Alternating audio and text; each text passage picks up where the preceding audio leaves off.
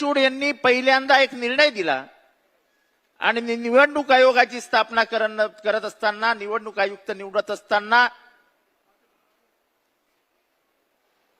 विरोधी पक्षनेता, पंतप्रधान आणि सर्वोच्च न्यायालयाचे सर्वोच्च न्यायाधीश या तिघांच्या समितीने तो निवडावा असा निर्णय न्यायाधीश चंद्रचूड यांनी दिला. आपण सगळ्यांनी हा ऐका आता. हा निर्णय आपल्या विरोधात आहे.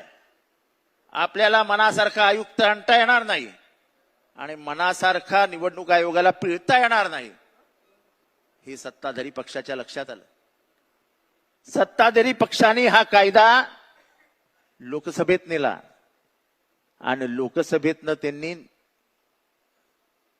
सर्वोच्च न्यायालयाचे सर्वोच्च न्यायाधीश, सरन्यायाधीश हे त्या समितीत नसतील, त्यांना बाहेर काढण्याचा निर्णय घेतला.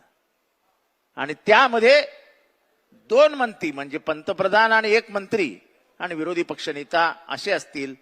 तेव्हा विरोधी पक्षनेताच नव्हता या देशाला. त्यामुळे संपूर्ण अधिकार हे मी सत्ताधारी पक्ष म्हणणार नाही, पण बीजेपीच्या हातात गेल्या आणि पहिल्यांदा राजीव नावाचा निवडणूक आयुक्त आला.